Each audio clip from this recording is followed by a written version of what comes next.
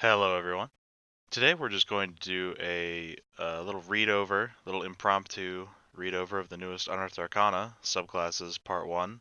Includes new subclass options for the Barbarian, the Monk, Paladin, and Warlock. And I'm just going to go over them, read over them, and talk about them. So, I don't know how long this is going to be. Maybe quite long. We'll see. So, without any further ado, let's just get right into it with the Barbarian Path of the Beast. So I'm really only focused on the actual abilities for each class here, not really concerned with a lot of the flavor or anything like that. Flavor's cool. I do like the flavor of all of these classes, but that's not what I'm going to be focused on today. So let's just start with the Barbarian and Form of the Beast. At 3rd level, when you enter your rage, you can transform, revealing the bestial power within you. Until your rage ends, you manifest a natural melee weapon, choosing one of the following options each time you rage. These are the options here: Bite, Claws, or Tail. The Bite gives you an attack that deals 1d8 piercing damage, and once on each of your turns you can heal for your con mod. Claws give you an extra attack, but each one deals 1d6 slashing damage, and the tail is 1d12 piercing damage and also gives you reach. So I really like this ability, both from a power perspective and just a utility perspective.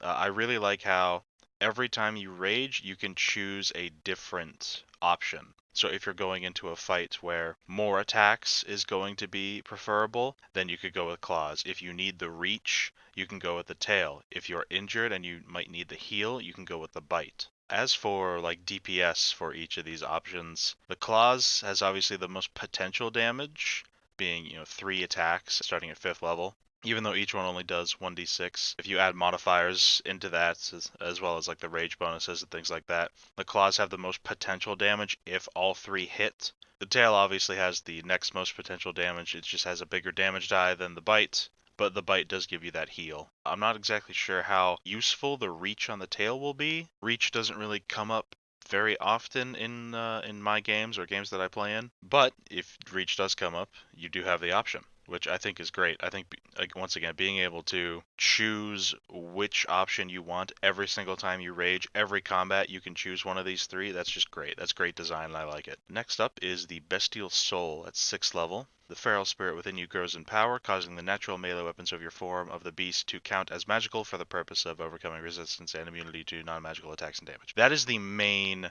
ability of this 6th level Bestial Soul feature, right? Circle of the Moon Druids get this at 6th level. Monks get this at 6th level, right? If any sort of innate weapon you have becomes magical at 6th level, that's just the basic. That's the base design of the game, right? Everything else here, it's a bit, it's just some extra, mostly out of combat sort of utility. So whenever you finish a short or long rest, choose one of the following benefits, which lasts until you finish a short or long rest. Again, letting you choose between 3 options every single time. I really like that. I like it when players have different options. So you can gain a swimming speed and you can breathe underwater. So if you are, going to an underwater section of the adventure, this would be very useful. You gain a climbing speed equal to your walking speed and can climb difficult surfaces, including upside down on ceilings, without needing to make an ability check, scaling walls and things like that. Or when you jump, you can make an athletics check and extend your jump by a number of feet equal to the check's total. You can make this special check only once per turn. Good if you need to leap a chasm, I guess. So yeah, all these are very sort of niche, situational little bonuses that you can get, but you do have the option to get them along with the, I would say, main part of the Bestial Soul, which is making your innate or your natural weapons magical. So yeah, I'm very happy with this feature as well. I think it's very good. Alright, next up at 10th level we have Infectious Fury. When you hit a creature with your natural weapons while you are raging, the spirit within you can curse your target with Rabid Fury. The target must succeed on a Wisdom saving throw, DC equal to 8 plus your Con mod, plus your proficiency bonus, or suffer one of the following effects, your choice. So a few things before we even get into here. Con mod. Really like how they're using the con mod for the DC. That is awesome. I'm just thinking about the Berserker Barbarian, where their Intimidate uses their Charisma modifier and not like their Strength or Con modifier, which like doesn't make any sense and that ability's terrible. This one, I think, Wizards learned that ability is not very good. Lets you use your Con mod, which is probably going to be, very high. I do really like that. And once again, your choice. Every time you use this, you have 2 options to go with.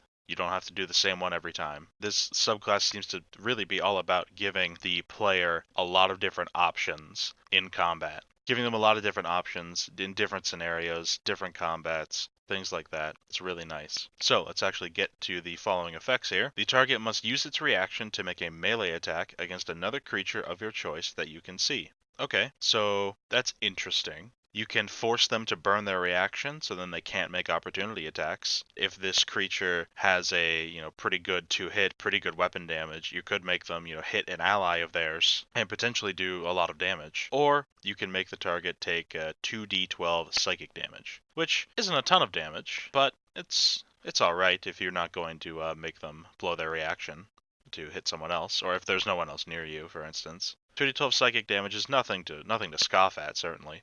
You can use this feature a number of times equal to your con modifier. You regain all expended uses when you finish a long rest. So I'm not as happy with this ability. I don't think it's quite as powerful as some of the others. Both of these options are fine, but there's only some scenarios where making them use their reaction could benefit you, and they could just miss on their reaction attack, and in which case that they do nothing.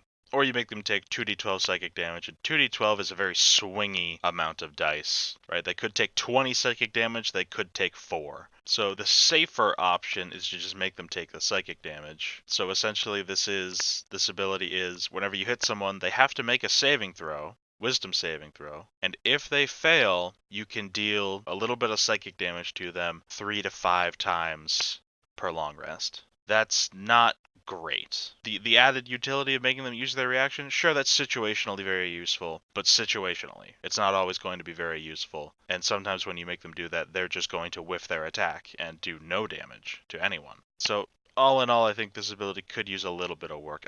I like the basis of it, con modifier for the DC, having different options, making it limited to your con mod, sure, but if it is going to be limited to your con mod, I think these options need to be better. And finally we have Call the Hunt at 14th level. When you enter your rage, you can choose a number of willing creatures you can see within 30 feet of you, equal to your con modifier. Until your rage ends, the chosen creatures gain the Reckless Attack feature, and you have advantage on saving throws against being frightened. You also gain 5 temporary hit points for each creature that accepts the benefit. You can use this feature a number of times equal to your con modifier. You regain all expended uses when you finish a long rest. So this ability could be very, very, very good, or completely worthless, depending on your party composition. At 14th level, 15 temp HP is nothing. Right, that's maybe one hit. Maybe. Probably just part of one hit. Advantage on saving throws against being frightened? Berserker gets immunity to frightened while raging at, 6th level? Like, this is kind of insulting, I think. Most effects that frighten are going to be a mental save, so intelligence or wisdom, mostly wisdom, or charisma. Barbarians typically are not great in those 3 categories, so giving them advantage on a roll that they might have a -1 to is kind of worthless. I think just giving them immunity to being frightened would be much better and not, overpowered or anything, because at 14th level, is having immunity to frighten that big a deal? And then the main part of the ability, right? You can give your allies Reckless Attack. So this could be very useful or not useful at all, depending on how many other, martial classes are in your party. For instance, in a game that I play in, our party consists of a Barbarian, 2 Paladins, and a Sorcerer. If the Barbarian had Call the Hunt, and went Path of the Beast and had Call the Hunt, this ability would be completely broken. Giving 2 Paladins Reckless Attack, and everyone just getting advantage on every attack they make, I mean, we would absolutely destroy everything. Nothing could stop us. But a party where the Barbarian is, the only martial class, or maybe like one of 2, then this ability, it's really just only good for temp HP, a tiny, tiny bit of temp HP, and advantage on saving throws against being frightened. I think if it refreshed the temporary HP at the end or beginning of the Barbarian's turn, that would be fine. That would make this ability not completely useless if you are the tank and you have a bunch of spellcasters in your party. Because that is a scenario I could see where you don't have very many martial classes, right? You have a Barbarian, a Cleric, a Warlock, and a Bard. In that sort of scenario, giving everyone reckless attack is kind of worthless, because you're the only one that's going to be using it. But if the temp HP refreshed, they could all take it and give you that refreshing, 15 temp HP every turn that could help negate some hits. Because this is 14th level we're talking about. 15 temp HP isn't going to make or break the encounter. Certainly not if it's just a one-time use. And if it refreshes, that will help negate some hits and make the Barbarian even more survivable.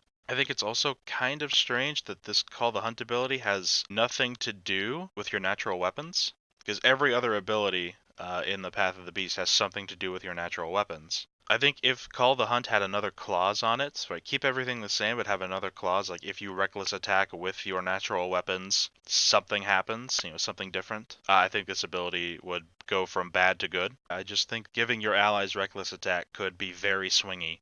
Pun definitely intended. It could either be completely game breaking, completely worthless. So that is the Path of the Beast Barbarian. My overall take on it, it is very good if you are only planning on playing, up until like 9th level, let's say, which most games do from what I hear. Most games don't get past 9th level. And if that's the case and you're playing a Path of the Beast, that's great. I think this is one of the stronger barbarians for those early levels. But once you get to these abilities up here, depending on your party composition, Call the Hunt could be game-breaking or worthless, and Infectious Fury just isn't that good. But let me know what you think about the Path of the Beast Barbarian, and maybe some suggested changes that you came up with. And next, we will be going over the Way of Mercy Monk.